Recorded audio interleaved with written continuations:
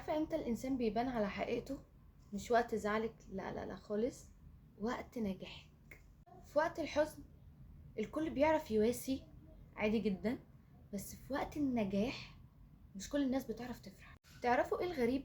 الغريب ان الوجع الحقيقي مش بيجي من الناس الغريبة، لا خالص، بيجي من اقرب الناس ليكي، اللي كنتي فاكراهم ان دول اول ناس ان هما اللي هيشيلوكي فوق.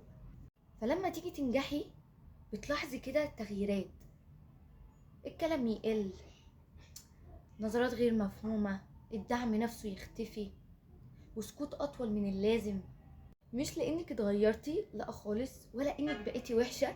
كل اللي في الموضوع إن انتي كسرتي الصورة اللي هما رسموها ليكي في دماغهم. انتي متخيلة؟ فنجاحك فكرهم بأحلامهم اللي هما سابوها، بالفرص اللي ضاعت منهم، بخوفهم اللي اختاروا إن هما يعيشوا جواه.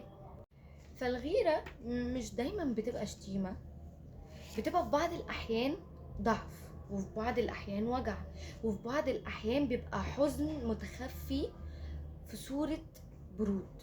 بس عامة انت مش مسؤولة عن مشاعر حد اتجاه حلمك، ومش مطلوب منك ان انت توقفي حلمك وتطفي نورك عشان حد تاني يحس ان هو كويس.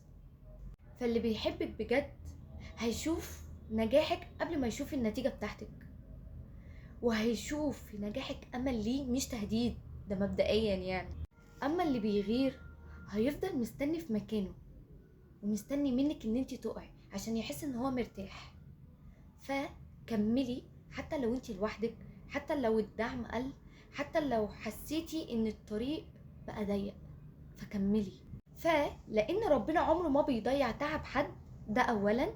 ثانيا لان الخير اللي بيطلع من قلبك بيرجع لك اضعاف. فدايما خليكي من ضمن الناس اللي بتتمنى الخير لغيرها، مش من ضمن الناس اللي بتتمنى ان غيرها يقع عشان تحس ان هي مرتاحه. وافتكري دايما ان نجاحك ده مش سبب الكراهيه، لا، نجاحك ده اختبار للقلوب لكل الناس اللي حواليكي. انت فاهمه؟ فلو نجاحك وجع حد، دي مش مشكلتك، دي مرايه وبتعكس كل اللي جواهم.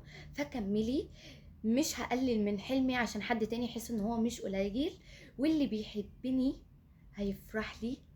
غير كده بره من حياتي، كله بره من حياتي. انتي فاهمه؟ ووصلنا لاخر الحلقه يا وردتي، واتمنى ان انت تكوني بخير. وما تنسيش تعملي سبسكرايب وفعلي زر الجرس وتعملي لايك، ولو مش مشتركه في القناه اشتركي في القناه عشان يجيلك كل جديد. باي.